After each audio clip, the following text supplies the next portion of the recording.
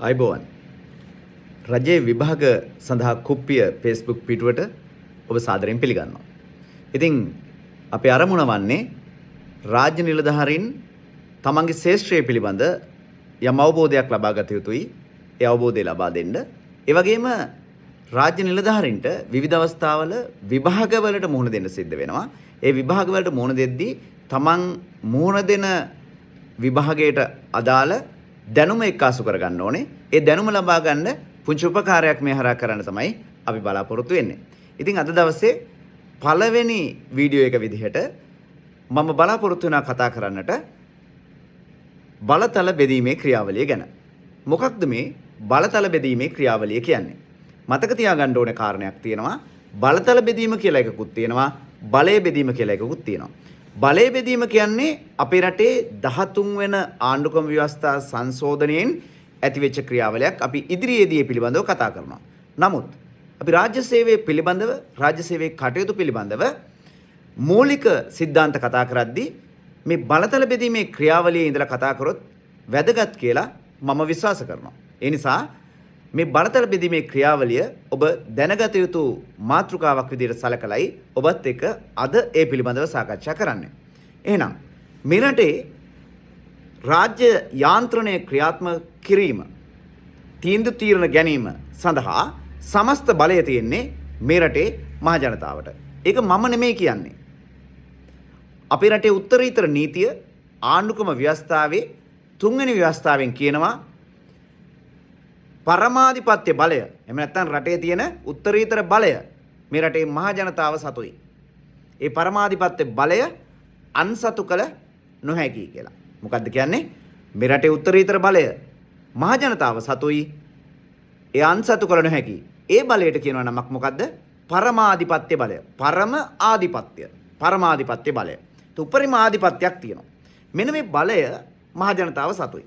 එහෙනම් මහ ජනතාව සතුව ඒ බලය තියාගෙන මහජනයා කොහොමද මේ රටේ රාජ්‍ය යාන්ත්‍රණය ක්‍රියාත්මක කරන්නේ, තීන්දුව తీරන ගන්නේ කියන එක පිළිබඳ ගැටලුවක් එනවනේ. අන්නේ අවස්ථාව නිසා මේ රටේ මහ ජනතාව තමන්ගේ මේ බලතල, තමන් සතුව තියෙන මේ බලය එකිනෙකින් ස්වාධීන වෙච්ච විශේෂ මූලාශ්‍ර තුනකට විතන් කරනවා. ඒ මූලාශ්‍ර තුන තමයි විධායකය, ව්‍යවස්ථාදායකය, අධිකරණය.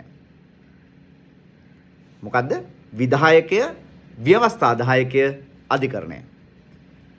විධායකය ගත්තට පස්සේ විධායකයේ ප්‍රධාන කොටස් තුනක් තියෙනවා. විධායකයේ ප්‍රධාන කොටස් තුන තමයි විධායක ජනාධිපතිවරයා. විධායක ජනාධිපතිවරයා රටේ ආරක්ෂාව ඇතුළු විධායක කාර්යයන් රැසක් කරනවා. ඒ වගේම අමාත්‍ය මණ්ඩලය මේ විධායකයේ කොටසක්. අපි විධායකයේ, ව්‍යවස්ථාදායකයේ, අධිකරණය කියලා ගත්තට පස්සේ විධායකයේ තවත් කොටස් තුනක් අපි හඳුනා ගන්නවා. විධායක ජනාධිපතිවරයා, අමාත්‍ය මණ්ඩලය. අමාත්‍ය මණ්ඩලය කියන්නේ රටේ ප්‍රතිපත්තිමය තීරණ ගන්න, රාජ්‍ය සේවය සම්බන්ධයෙන් ප්‍රතිපත්තිමය තීරණ ගන්න මේ අමාත්‍ය මණ්ඩලය කටයුතු කරනවා. ඒ වගේම විධායකයේ තුන්වෙනි කොටස තමයි රාජ්‍ය නිලධාරීන්. එහෙනම් අපි විධායකයේ ප්‍රධාන කොටස් තුනකට දකිනවා. විධායක ජනාධිපතිවරයා, අමාත්‍ය මණ්ඩලය, රාජ්‍ය නිලධාරීන්.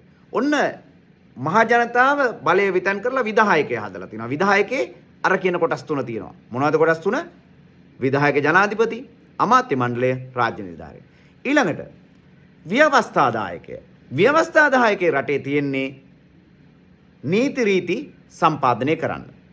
එහෙනම් නීති සම්පාදනය කිරීමේ මූලික කාර්යභාරය කරන්නේ අපේ රටේ පාර්ලිමේන්තුවෙන්.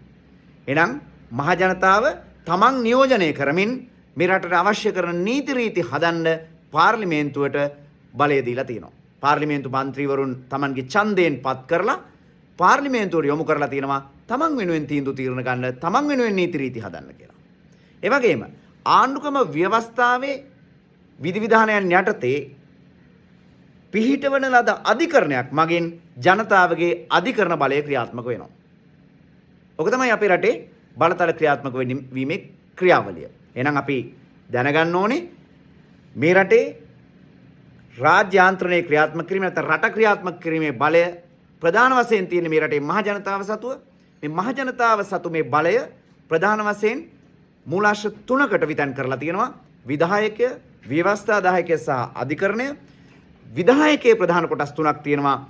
විධායක ජනාධිපතිවරයා, අමාත්‍ය මණ්ඩලය, රාජ්‍ය නිලධාරීන්. ඒතර විධායක කාර්යභාරයන් සහ නීතිය ක්‍රියාත්මක කිරීමේ කොටස මේ විධායකයන් සිද්ධ කරනවා.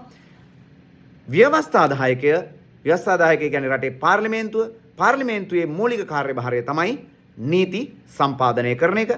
ඒ වගේම අධිකරණය ආණ්ඩුක්‍රම ව්‍යවස්ථාවෙන් ස්ථාපිත කරනු ලබන කිසියම් නීතියක් යටතේ පිහිටවන අධිකරණ මගින් ජනතාවගේ අධිකරණ බලය ක්‍රියාත්මක වෙනවා. හරි.